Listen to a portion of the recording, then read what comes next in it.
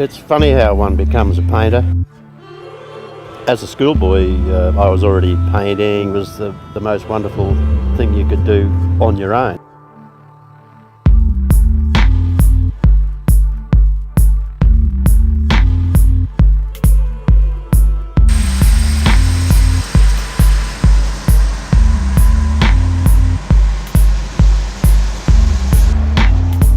I've never really seen myself, and I don't think I have been, a landscape painter. It's always been in the way that man has shaped the landscape. Once I got interested in this negative shapes of signs in the landscape idea,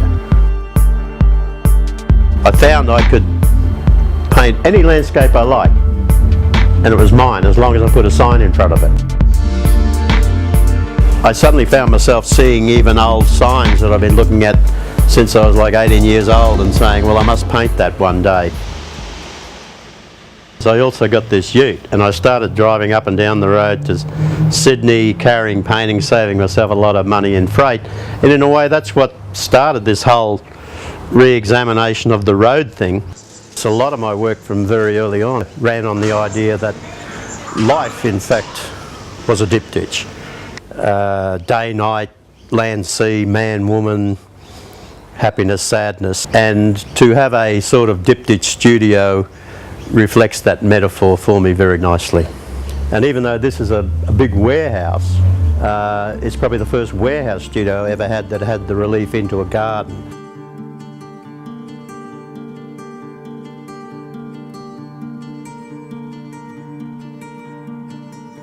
And I work on the floor out here as well as inside, often more out there.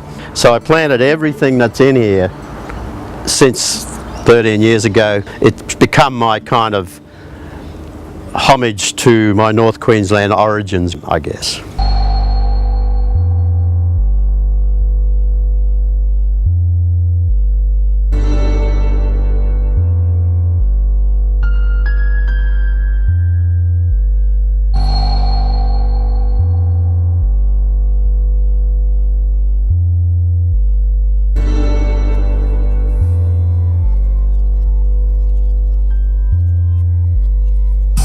I'd always liked these fish charts, and I saw it as a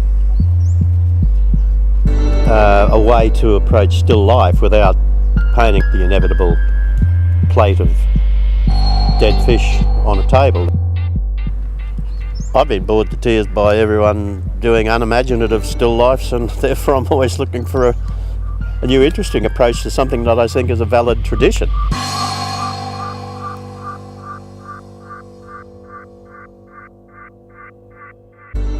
For the last 10 years, all my paintings, no matter how many images, have started off rather like this.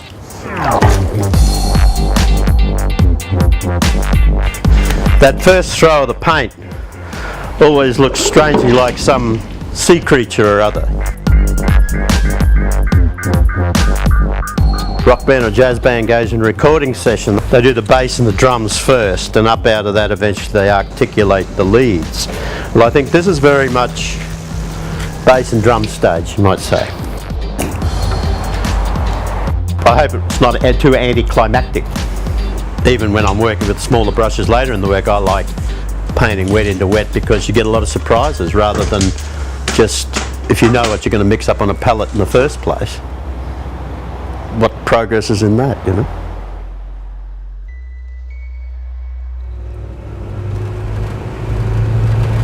Now this cowboy sign we've come out looking for.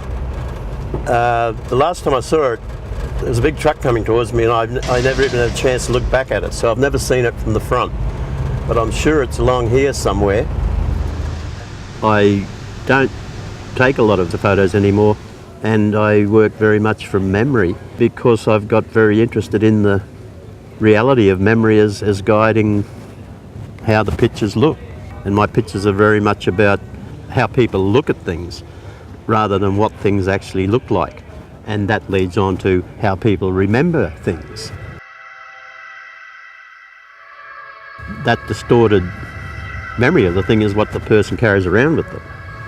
And in a way that becomes their own reality.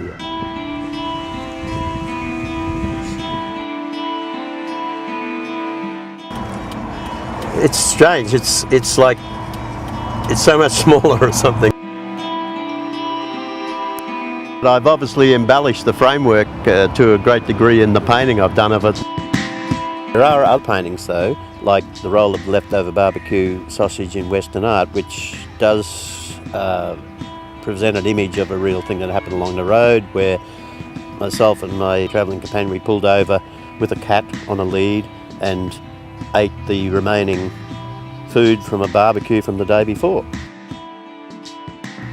There was just something mystical about it that you wouldn't have got in your own town. It was because it was on the road, and it was a cold, misty morning, and it was in a gravel pit, and that's the sort of outer space, middle of nowhere things you get when you're driving along the road. Yeah, when I'm on a plane, well, anyone has a lot of time to think. I spent a lot of time with my children when they were little.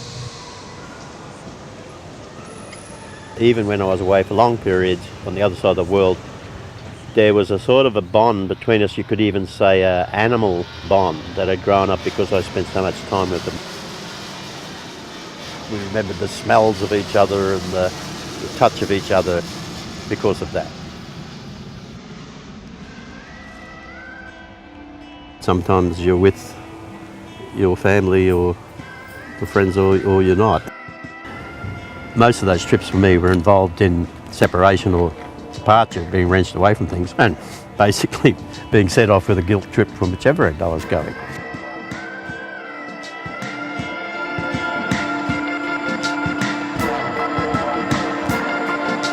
It's all about arrivals and departures.